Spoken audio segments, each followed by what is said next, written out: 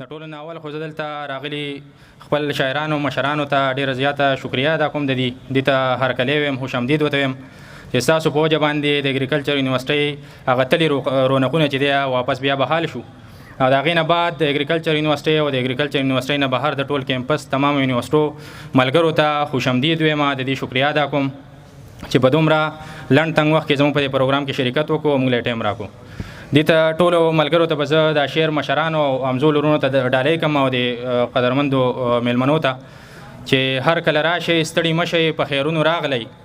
هر کله راشئ ستړي مه شئ په خیرونو راغلی سره د ډېر قدر او ډېرو عزتونو راغلی ستاسو د هر هغه قدم بلا به واخلم زه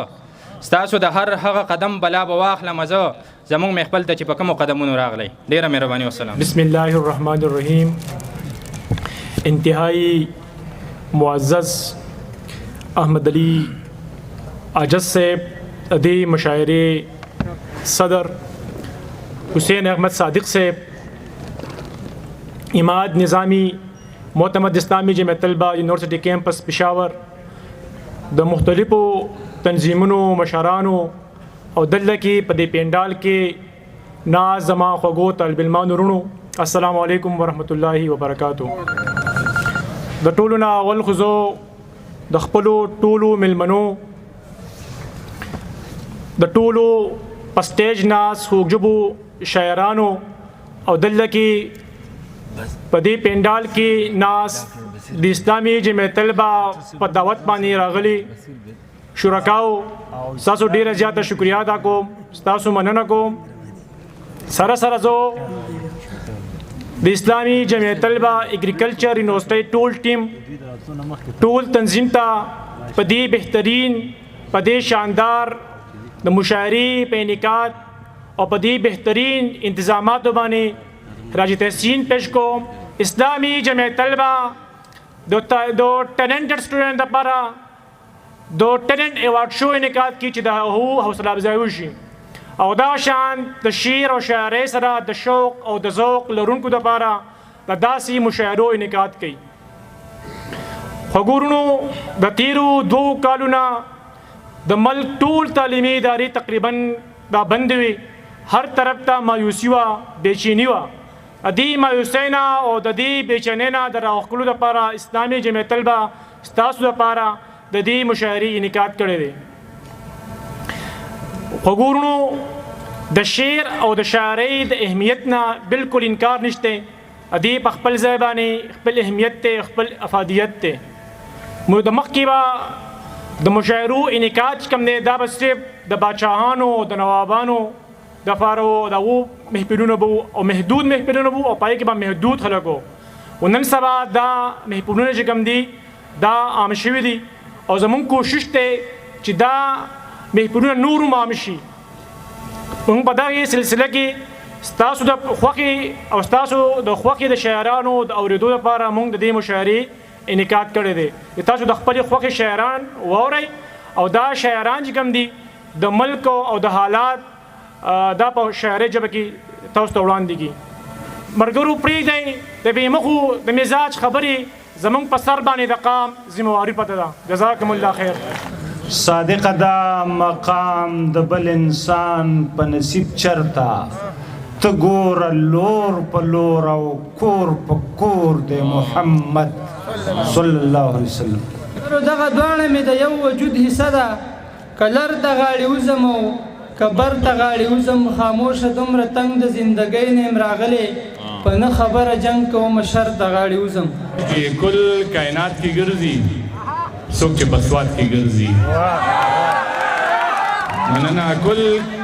کائنات کې ګرځي او څوک چې په سواد کې ګرځي او دس په وینو وکړي بیا په جومات کې ګرځي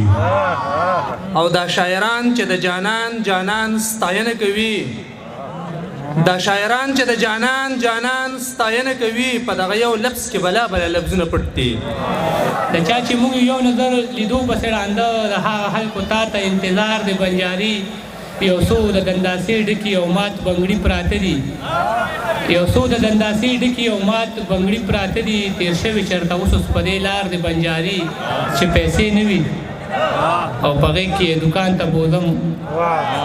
چې پیسې نه وي او په غېږ کې دوکان ته بوځم بچي ته داسې قصې وکړم چې په لارو نه وي. د مستۍ په حرکتونو کې وفات شو،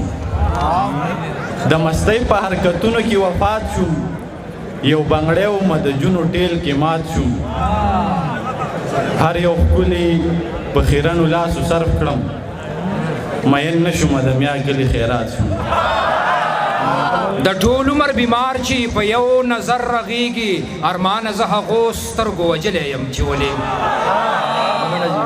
د ټول عمر بیمار چې په یو نظر رغیږي، ارمان زه هغو سترګو وجلی یم چې ولې. او د مستو بنګلو شوره د رنګونو په دې ښار کې، د مستو بنګلو شوره د رنګونو په دې ښار کې، خاموشه یم د چا د ارمان سلی یم چې ولې. ژوند دې ګلاب شي هر بورا دې تبوسي واخلي، ژوند دې ګلاب شي هر بورا دې تبوسي واخلي،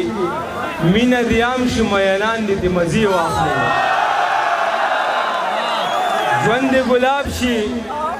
هر بورا دې تبوسي واخلي، مینه دې عام شي میینان دې مزي واخلي. دنیا بازار دی او د هر یو سړي خپله خوښه، دنیا بازار دی او د هر یو سړي خپله خوښه، ساقي دې جام واخلي او شیخ دې تسبیح واخلي. سړی یم د زړه په کور ور هم نه ساتم، ملنګ سړی یم د زړه په کور ور هم نه ساتم، خو زه د هر سړي په مینه باور هم نه ساتم. بېوسه یم حقیقت دی خو کمزر په نه یم، رقیبه ستا په شان سړی زه نوکر هم نه ساتم.